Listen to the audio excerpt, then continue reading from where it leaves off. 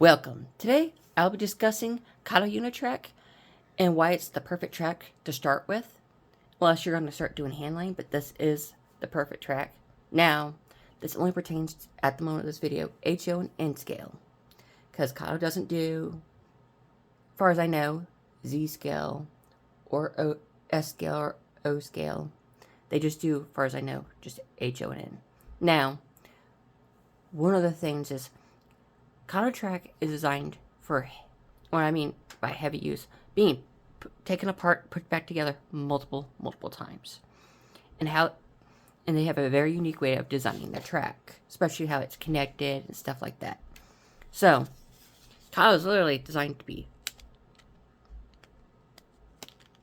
well, there, like that, just continuously. I mean, to give you an idea, there was a piece of track at my local training shop that was literally daily, at least done multiple times a day track, and even more on certain Fridays and Saturdays, where it's literally just being, it was just a straight piece. It was just, they just kept doing that. And that was 3 years of doing that. 3 years of it being put together and apart. And how Kato does it is very unique. So, underneath, these pieces are meant to be taken in and out. And it is not hard, but this is how Kato connects their track and allows electrical current to go through. So, if like one of these break, Kato does, this is the U-joiner and the track connection bit. They're designed to literally just be replaced. In Kato, I think for like 11 or 12 something before tax, that's how much a bag of them are. But Kato also has a unique way. That's my favorite with allowing power. But I've only seen one piece of Kato track come back broken, and it was from somebody dropping a hammer on it. So I mean, it's a pretty fair. They'd almost say, unless you're dropping pieces, heavy things on it, your track will be fine. But I mean, but if you're adding more drops, you're gonna have a bunch of them.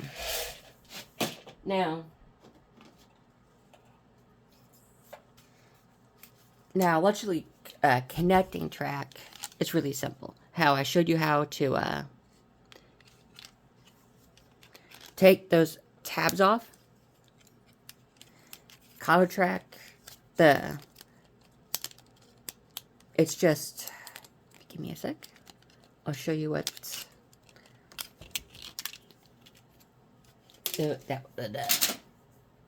but this right here for is feeder wire. What I mean by feeder, it's literally designed to be added as a drop. And if this is how you do, I recommend this is how you do all your drops and stuff, because by this point, if you wanted to convert to DCC, you already have the track wired for it. You just need to add your DCC system to it. But the one thing I would definitely say, and you're asking, well, with all these clips on it, how you're going to get more wire. So,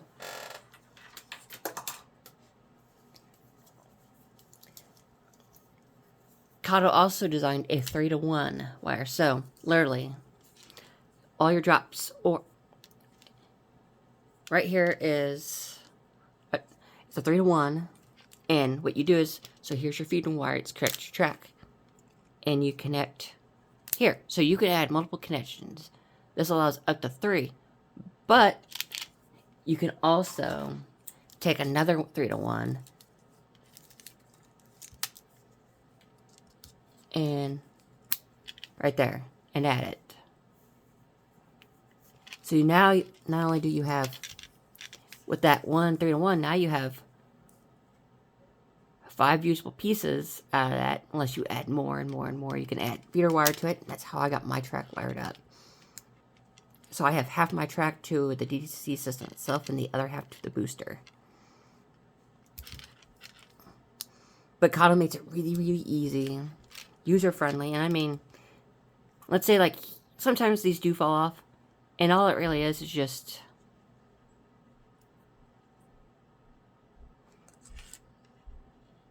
It's really just 2 wires that have been soldered to those connection bits. So, I mean, if you broke one of those, it's super easy to replace because all you got to do is unsolder the bottom of it. There's a good picture. Very good view. So, all it really is just wire soldered to the bottom of it. So, you just got to get your replacement piece, which is any piece that Kato Unitrack has that connects to it because they're all meant for it. There is no special piece. That way you're not spending another let's see, $5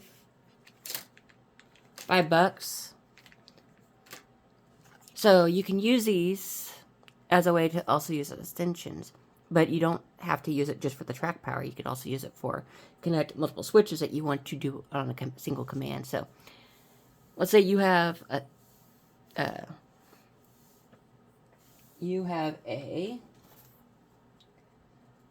I wish it was in English,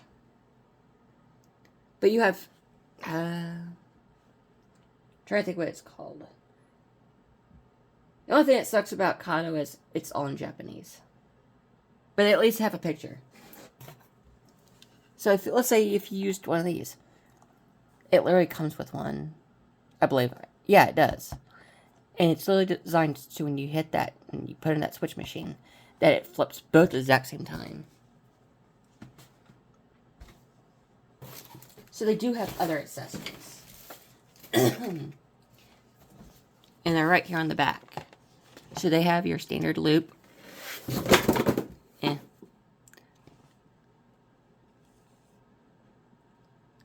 Then you have a siding. Then these are, I believe, the same thing, but this is what I have, I believe. Yeah. I wish they did one of the facing the other way. That way I could have put them back to back. But they also have track plans that you can use or build your own. So, I mean, the only thing I would say about the downside of the HO side of things is that they are more of an in-scale at the moment. So, well, I wouldn't say more. They are more in-scale than HO. So, there's going to be more track options, and that's just because Kato was formed for in-scale itself, because the owner and designer of Kato was in love with American trains, from what I've been told. But he couldn't get it in Japan, so he made his own company. So he made his own track and stuff so he could get it in Japan. But Kato has a very unique way of doing stuff, and I will say it is confusing. When you look at Kato stuff, you see the 22. Oh, so it's 22 degrees. Well, the radius itself is 31. This is the number you want to know. And which it probably is it's a 22.5 degrees, but it's at a longer track with an angle. Well, they have Skinner, but the best thing I'd probably say, the Kato packaging, is it's not a one-time use. So if you needed to pack up stuff, you can literally put everything back in the box, back in the packaging. All your curved track will fit right back. It slips right in. Because literally, how they have it designed. Now this is taped, but literally it's just, the packaging is meant to, well, that's why it's taped. They usually have little grooves right here, and it will slide in. The cardboard will click on it. But it tells you everything you know. Code 83, Unitrack. Now, the back of the regular packaging is in English. Now, I'm sure they've fixed that with new stuff they bought, but that switch machine that I had, the slip, probably had sat at the train store for years, so they never replaced it. Never needed to get more, which is fine, but Kato is very, very, I basically put, there's, compared to its most probably competitor for track, it costs the same amount. The only downside with Kato Track is the starter sets are more expensive. And that's just because of how Kato, how they do things, and they always reinvent, they add more. So, now I'm going to quickly cover when you have your drop feeds in, this is how it should look. Because, I mean, it's just the connection bits. You have your blue wire going one, white wire going the other. So when you add any more, you need to make sure the blue is on the same side, on that same rail all the way around the track. And the white is the same. Now, if you want to do a switch and you're not quite sure, you can always add insulation pieces. Like that slip that I have that goes between the two mains. It did come with isolation pieces, so I couldn't cause a short circuit, but Kato even has it designed for DCC, for their electrical switching. And let's say if you bought the Kato Power Pack, and you decide to go to DCC, you can use that Power Pack as a power machine for your switches. Because it's not adding track power. The switches themselves are designed to be the switch, the power to make the switch. It doesn't take track power itself. Now I'm sure you could do it set up, but when I said they always renovate and improve, this is an adjustment piece. It's really designed, as you see, to expand and contract to get in those spots that you need. So if you have a spot that's bigger than your standard but shorter than what you need, or vice versa, like here's your standard, but you just like, I need a piece that's just, this piece is just a smidge too big, so you can literally adjust it to be the fit. Or it's like, it just needs to be a little bit longer. Just a hair. It's just, when it fully expands, it is just slightly longer than the other piece. Not by much, but that little bit can be the difference between making your track work perfectly or not.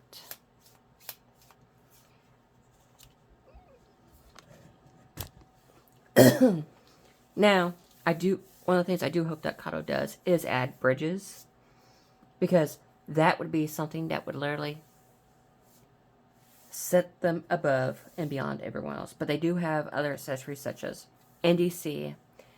They have the lights, and I'm having a brain fart what they're called, but it has the green, the red, and yellow, and they're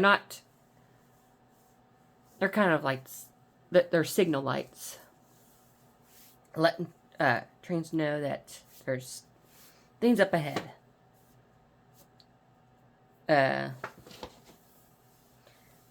But I haven't had an issue, and as I showed you, if you're having an issue with your track, like power-wise, like it's either getting bending just a smidge too much and it's not getting connected, but you can also add a drop to there. So I mean, Kato makes it where at any point of the track where tracks meet, you can put a drop. It is super simple, super easy. And I've had this track for 3 years, and I haven't broke a single piece as of yet. I mean, and this track does get taken apart, put back together in sections quite a bit, because I'm always adding, adjusting. So, I mean, the track itself gets used a lot. But I find it very much in a price point when you don't have to replace the whole track. You can just replace just when you're having problems. As long as the track is, you don't drop anything heavy and you're just having the electrical problems at the ends or these break. I mean, $11 to or whatever you have to cost to replace it. I mean, most competitors, you have to replace the whole piece of track. because it's not designed, because it's how it's designed, it requires the connection. Like it has a plastic clip, or has a special way it connects, and either that piece gets bent, broken, and you can't really replace, or I'm going to use, or the U-joiners that allow the electricity to have expanded and you can't connect anymore. They just got worn down. Kato just makes it so you just got to replace that piece and not the whole track. So, I mean, you could replace, like, instead of spending, like, $17 to replace the whole track, $11 for a bunch of U-joiners. So, further down the line, you're saving yourself money. So instead of having to keep replacing the track because you keep taking it apart because you're not quite sure, or you're bending, you accidentally somehow, and I don't know how to say it, magically break the track, like the end of the track or something. I'm not saying it's impossible. It can happen, and with time, it will happen most likely if you keep putting it back together, taking it apart. But that's going to be a lot of abuse that most competitors do not think about. And I'll leave it at think about. While Kato wants... Because Kato is a literal... As I said, he was a guy who wanted to do N-scale, but he couldn't get it, so he designed his own track. So this is a company made by modelers, for modelers track. And they do trains and stuff, and there's stuff that they do in N-scale that I really wish they did in HO and train wise. I really wish I could get myself, because I enjoy some of the cool stuff that Japan paints on their high-speed rail locomotives. Well, trains, let's go with that. Train sets. And it's pretty cool, and I like unique things. But this track is, I would basically say, I wouldn't say indestructible, but it's pretty much designed to not make it easier, user-friendly, and take a lot of abuse before it breaks. And I mean, as I told you, it took 3 years to break a piece of track that was being put together. So I mean, and that was 3 years of almost daily abuse, of putting together, back together, apart, back, continuously. So I mean, it's not hard. It's very durable. And it costs just about the same as the competitors. Its most recent competitor. And the only thing I would say that competitor truly has over it is just the price of their starter sets. I mean, Kato makes a lot of jokes about their locomotives. Oh, you dropped our locomotive? Is the floor okay? Because if you've ever seen their post about stuff like that, the thing is, if you ever looked at the P42 and HO, you're most likely going to break the floor before you break the locomotive. You'll break the shell, but not the locomotive. Because that's everything underneath that shell is just a solid piece of metal. And it's dual motored. So, I mean, it is going to pull a lot in HO. And in scale, they are far more competitive. And they have so much more tracks. So, I mean, it is probably at my favorite track company.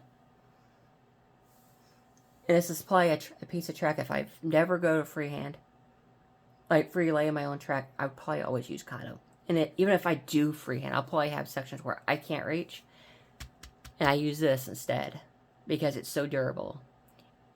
And I could put it down, lay it, and not have to worry about it. And one of the best things is, here, you put some glue down, and it won't move. Kato has their own ballast, so you can easily blend these in.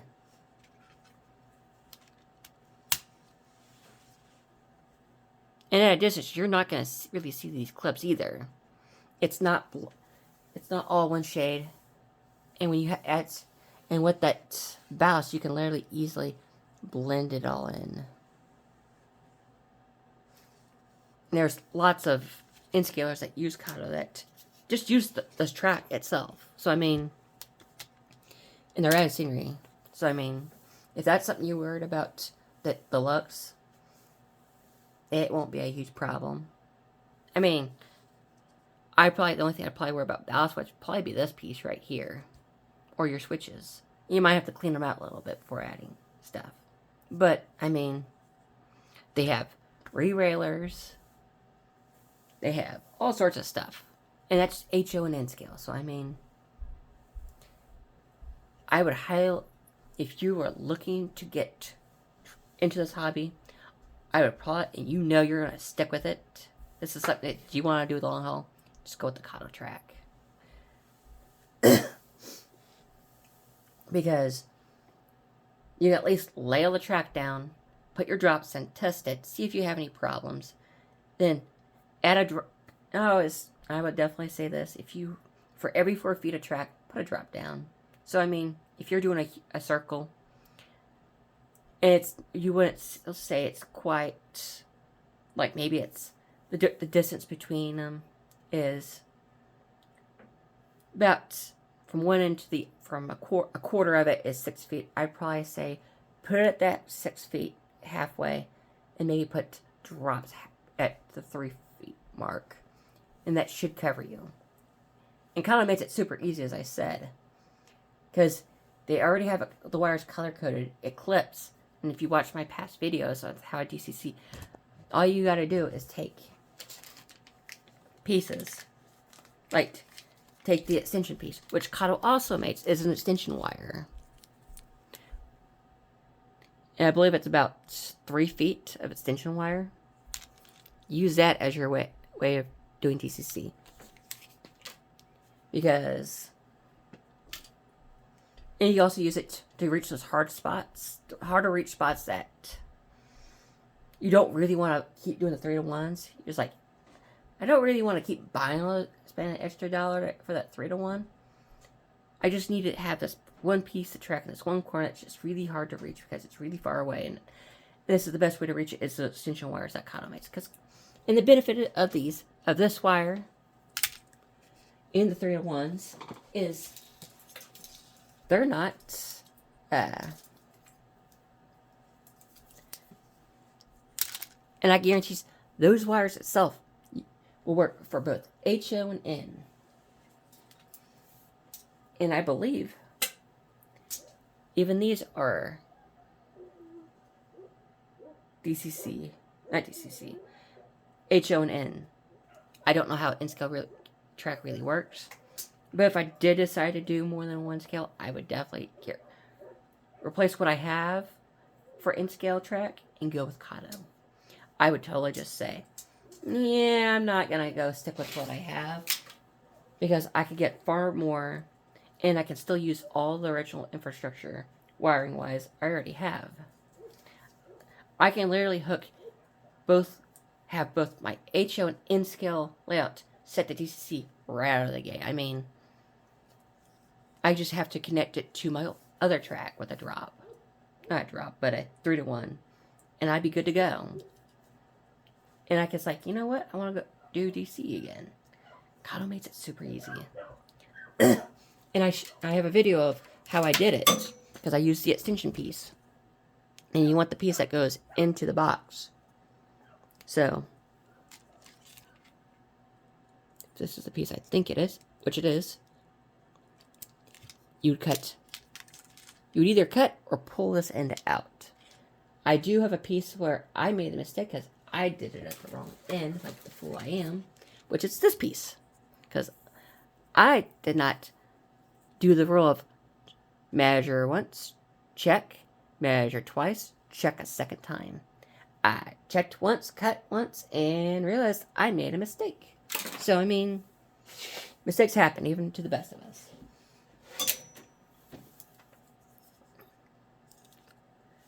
So, and if you use, as I said, the original box, I do show how I have all my switches in DCC wired up with the original box, because I'm not adding track power to those switches. They're just the switches themselves are powered through the switch machine, which I turned the original power box into. But if you enjoyed this video, hit the like button. Feel free to comment. And if you want to stay connected, hit the bell icon and subscribe. Enjoy the rest of your day.